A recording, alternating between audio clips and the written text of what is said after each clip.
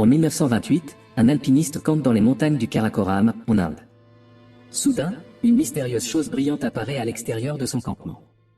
Il décide d'y jeter un coup d'œil et découvre une boule lumineuse géante recouverte d'une fine couche de glace. Après l'avoir contemplée avec émerveillement un instant, l'homme tente de la frapper avec sa pioche, ce qui le fait immédiatement tomber et s'évanouir tandis que la sphère brille de plus en plus fort. Quand il se réveille quelques instants plus tard, il découvre que la sphère a disparu et qu'une étrange cicatrice apparaît sur son corps. Les années passent et nous sommes en 2008. Une astrobiologiste nommée Hélène enseigne à l'université de Princeton avant de rentrer chez elle auprès de son beau-fils Jacob. Le garçon est distant depuis la mort de son père, mais Hélène tient toujours profondément à lui. Soudain, Hélène reçoit un appel téléphonique d'un inconnu qui l'informe qu'une voiture arrive. À ce moment-là, la police encercle la maison et un agent du FBI frappe à la porte pour dire à Hélène qu'elle doit les accompagner immédiatement. Il refuse d'expliquer quoi que ce soit et Hélène ne veut pas laisser Jacob seul. Heureusement, la voisine vient voir ce qui se passe et Hélène peut laisser Jacob avec elle. Hélène est ensuite emmenée en voiture, mais les agents du FBI refusent toujours de répondre à ses questions. Ils arrivent finalement à un aérodrome, où Hélène monte à bord d'un hélicoptère rempli de scientifiques de différents domaines, comme un physicien nucléaire et un ingénieur civil. Tout comme Hélène, tous ces scientifiques ont été emmenés de chez eux sans explication. Quelques instants plus tard, le groupe arrive à l'académie militaire de Linwood, dans le New Jersey, et l'armée demande à chacun de laisser son téléphone portable à l'entrée. Hélène réagit rapidement et cache son téléphone sous ses vêtements avant d'être emmenée par son vieil ami Michael, qui l'a inscrite sur la liste d'urgence en raison de son travail avec un célèbre médecin nommé Carl. Michael rassemble ensuite tous les scientifiques dans une salle pour faire une présentation sur la situation actuelle. Il s'avère qu'un objet spatial non identifié s'approche de la Terre selon une trajectoire inhabituelle. Selon leurs calculs préliminaires, il entrera inévitablement en collision avec la planète. Sa vitesse phénoménale rend impossible son abattage. Le gouvernement a donc décidé de former une équipe d'intervention d'urgence chargée de gérer les conséquences de cette catastrophe. L'équipe ne dispose que d'un peu plus d'une heure avant que l'objet ne s'écrase sur Manhattan et ne tue environ 8 millions d'habitants. Après la réunion, Hélène s'enferme dans la salle de bain pour appeler Jacob et lui dire de se cacher au sous-sol, sans toutefois lui donner de détails. Sa conversation est entendue par l'un des soldats, mais au lieu de l'arrêter, elle demande à emprunter le téléphone pour appeler sa famille. Les scientifiques se rendent ensuite sur le lieu de l'impact et s'alarment rapidement, l'objet est inidentifiable et le système de lancement de la fusée est bloqué. Terrifiés, ils se tiennent la main et comptent les dernières secondes, mais à leur grande surprise, rien ne se passe. À cet instant, ils aperçoivent par la fenêtre une boule de lumière brillante s'approchant lentement de la Terre jusqu'à atterrir au milieu de Central Park, provoquant la fuite des habitants, terrifiés. Les scientifiques enfilent immédiatement leur combinaison de protection et s'approchent prudemment de la sphère lumineuse, persuadés qu'il y a quelque chose dans l'air autour d'eux, peut-être des ondes électromagnétiques. Bientôt, la police et l'armée arrivent en armes et encerclent la zone. À cet instant, une lumière se met à briller intensément sur la sphère tandis qu'une créature extraterrestre surgit à leur rencontre. Hélène s'approche lentement de l'extraterrestre et il lui tend la main, mais lorsqu'elle tente de la tendre en arrière, un coup de feu retentit et l'extraterrestre tombe dans ses bras, visiblement ensanglanté. Soudain, une énorme créature surgit de la lumière et utilise ses pouvoirs pour couper l'électricité de la zone et neutraliser toutes les machines. Elle émet également un terrible son ultrasonique qui stupéfie tout le monde. La créature tend alors la main vers l'extraterrestre blessé, mais celui-ci l'arrête d'un simple geste et le robot s'éteint immédiatement, permettant aux machines de reprendre leur fonctionnement normal. L'alien blessé est ensuite emmené dans un laboratoire militaire, mais les médecins ne savent pas comment soigner une créature inconnue et perdent tellement de temps que l'état de l'alien empire. Hélène leur conseille de faire appel à un chirurgien pour au moins retirer la balle, ce qu'ils font. Le chirurgien pratique une incision et retire la balle facilement, mais il est également surpris de la ressemblance de l'alien avec un humain. Il remarque également que le tissu gris semblable de la peau se fissure et se détache du corps de l'alien, alors il procède à l'ablation complète de la couche. À la surprise générale, la créature restante semble très humaine. L'alien est ensuite placé dans une capsule de protection spéciale où son état est surveillé. Hélène remarque qu'il rêve et, à cet instant, l'alien se réveille, pris de panique à la vue de la capsule. D'une voix amicale, Hélène lui parle et lui assure qu'il n'y a aucun danger. L'alien se calme alors qu'on découvre qu'il ressemble trait pour trait à l'alpiniste de 1928. Pour l'instant, il ne répond pas aux questions, se contentant de répéter les paroles d'Hélène. Pendant ce temps, l'humanité est plongée dans le chaos et la panique. Les bourses ferment et les New-Yorkais se préparent à une évacuation d'urgence. Partout dans le monde, des populations fuient les centres urbains par leurs propres moyens, craignant une invasion extraterrestre. Pendant que le président et le vice-président se cachent dans un abri, la secrétaire à la Défense Regina tient une réunion d'urgence et apprend que les extraterrestres ont réussi à pirater l'un des satellites espions, détenant ainsi toutes les informations classifiées sur la défense nationale. Pire encore, de nouvelles sphères lumineuses atterrissent partout dans le monde. En arrivant au laboratoire, Regina écoute le rapport des scientifiques. Des échantillons de chair prélevés sur l'extraterrestre révèlent la présence d'ADN de 3 formes de vie différentes. Les tissus corporels de la créature sont humains, et sa carapace grise est organique, une sorte de placenta protecteur. Il semble que les extraterrestres aient déjà visité la Terre et obtenu un échantillon d'ADN humain, expliquant la cicatrice de l'alpiniste et la possibilité pour l'extraterrestre de prendre forme humaine. Le groupe rend ensuite visite à l'extraterrestre, qui parle parfaitement anglais et demande de l'eau. Sa main tremble lorsqu'il porte le verre à sa bouche, il explique qu'il lui faudra du temps pour s'habituer à ce corps. Regina tente d'interroger l'extraterrestre, mais ses questions sont ignorées. Hélène lui demande alors de lui parler de lui. L'extraterrestre se présente alors sous le nom de Klaatu et dit être le représentant d'un groupe de civilisation. Il demande une réunion spéciale avec l'ONU afin de pouvoir parler à tous les dirigeants mondiaux, mais Regina refuse. Voyant que Klaatu refuse de donner plus de détails, Regina ordonne qu'on lui injecte du sérum de vérité et qu'on l'envoie dans un lieu plus sûr pour interrogatoire. Les scientifiques pensent que Klaatu est la découverte la plus importante de l'histoire de l'humanité et ne veulent pas le livrer aux services secrets, mais Regina pense que cet extraterrestre représente un grand danger pour l'humanité et que cela relève de la compétence du secrétaire à la défense. Michael et Regina se disputent, mais sont interrompus par Hélène, qui leur assure qu'elle injectera elle-même l'extraterrestre et effectuera tous les tests nécessaires. Hélène reçoit alors une fiole de sérum de vérité, mais elle se faufile dans la pharmacie et prend également en cachette une fiole de solution saline. Pendant ce temps, Regina informe Klaatu qu'il sera transféré dans un lieu plus sûr. Lorsque Klaatu annonce son intention de partir, Regina l'informe qu'elle ne le laissera pas faire car il a illégalement envahi cette planète et que son énorme robot a attaqué l'armée. Klaatu souligne que le biorobot ne s'active qu'en cas de violence, mais Regina ignore ce détail et ordonne à Hélène de lui administrer l'injection. Hélène lui donne la solution saline au lieu du sérum, tout en lui murmurant qu'il doit fuir. Après cela, Hélène est immédiatement emmenée et Klaatu est attaché à une chaise avant d'être conduit dans une pièce équipée d'un détecteur de mensonges. Un agent lui pose une série de questions de contrôle et surveille ses résultats sur un écran. Klaatu ne donne que quelques réponses vagues avant d'utiliser son pouvoir pour reprogrammer le détecteur de mensonges et électrocuter l'agent. Klaatu prend alors le contrôle de l'esprit de l'homme et lui demande comment sortir de la base militaire. Il lui ordonne également de lui donner le costume. Ensuite, Klaatu utilise ses pouvoirs pour prendre le contrôle des caméras de sécurité et localiser tous les gardes afin de les assommer avec des ultrasons. Une alarme se déclenche, mais alors que tout le monde panique et court dans tous les sens, Klaatu quitte le bâtiment en silence. Au milieu du chaos, Hélène vole un échantillon de la chair de l'extraterrestre, et Regina ordonne d'utiliser toutes les ressources disponibles pour capturer le fugitif. Finalement, Klaatu arrive à la gare, où règne également le chaos total en raison de tous les départs annulés. Comme son corps est en partie humain, Klaatu ressent la faim et utilise ses pouvoirs pour obtenir un sandwich gratuit à un distributeur, sous le regard émerveillé d'un enfant. Klaatu profite de cette occasion pour observer le comportement de la société, remarquant l'agressivité de chacun face à l'attente. Soudain, il tombe malade et se précipite aux toilettes, où il remarque qu'il saigne et s'évanouit aussitôt. Quelques secondes plus tard, Hélène reçoit un appel à son domicile l'informant qu'un patient la demande à la station. Comprenant qu'il doit s'agir de l'extraterrestre, Hélène se rend immédiatement à la station et le récupère. Elle emmène ensuite Klaatu à sa voiture, où il rencontre Jacob, qui se comporte plutôt mal. Klaatu demande à Hélène de lui donner un échantillon du tissu gris qui lui a été prélevé, et il l'utilise pour tamponner sa blessure, la guérissant instantanément. Pendant ce temps, l'armée américaine tente d'attaquer le biorobot, qui détecte le danger imminent et s'active immédiatement. Grâce à ses pouvoirs, il peut facilement prendre le contrôle de tout le matériel militaire et le détruire en quelques secondes. Toutes les tentatives d'attaque contre l'extraterrestre échouent, laissant les chefs militaires sans savoir quoi faire. De retour auprès d'Hélène, elle emprunte un itinéraire précis que Klaatu lui demande de suivre. Jacob remarque toutes les voitures qui tentent de quitter la ville et exprime sa haine envers les extraterrestres, affirmant qu'ils devraient être détruits et que son père les aurait combattus s'il avait été en vie.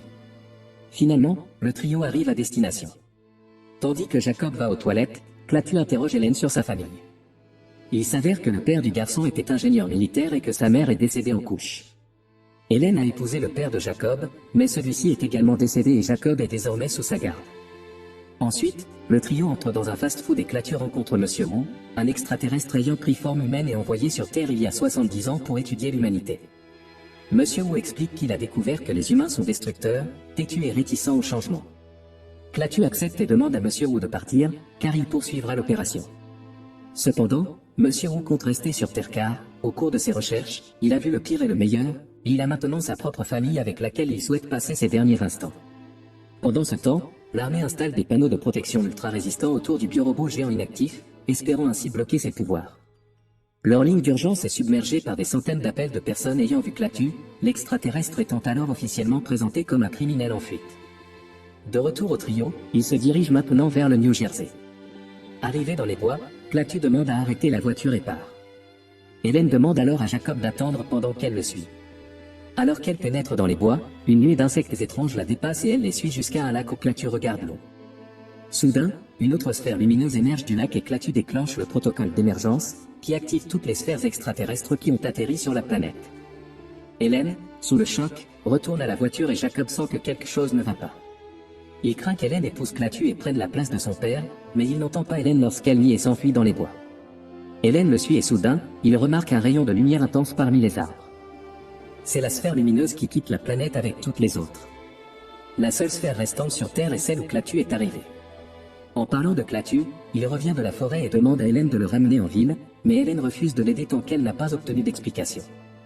Klaatu lui dit que l'humanité est en train de détruire la Terre, et comme il n'y a pas beaucoup de planètes dans l'univers où des organismes biologiques complexes peuvent vivre, Klaatu est venu sauver la Terre des humains, persuadé que la planète pourrait renaître si toute l'infestation humaine était éliminée. Hélène est consternée et tente de convaincre Klaatu que les humains peuvent changer et qu'ils devraient donc avoir une autre chance, mais Klaatu ne la croit pas, car ils observent l'humanité depuis des années et le changement n'est jamais venu. La situation a maintenant atteint un point critique.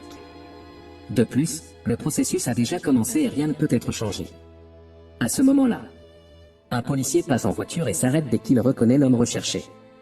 Il sort une arme et leur ordonne de se rendre, ce qui pousse Jacob à demander à Klaatu de ne pas blesser le policier. Cependant, Klaatu affirme que sa douleur sera brève et, d'un geste de la main, il pousse la voiture d'Hélène vers le policier, l'écrasant. Jacob panique, mais Klaatu connecte rapidement ses pouvoirs à la voiture et réanime le policier en utilisant l'énergie du véhicule comme défibrillateur. Klaatu explique qu'il n'avait pas l'intention de blesser le policier, mais qu'il voulait juste supprimer un obstacle temporaire. Hélène est toujours convaincue que Klaatu peut tout arrêter s'il le veut, alors elle propose de l'emmener chez un homme qui le fera changer d'avis. Pendant ce temps, les services secrets enquêtent sur les différentes sphères qui ont quitté la Terre. Grâce à des images vidéo, ils découvrent que les orbes lumineuses transportent de nombreuses créatures terrestres dans l'espace. Regina réalise que les sphères sont des arches semblables à celles de Noé, ce qui signifie qu'un déluge est imminent.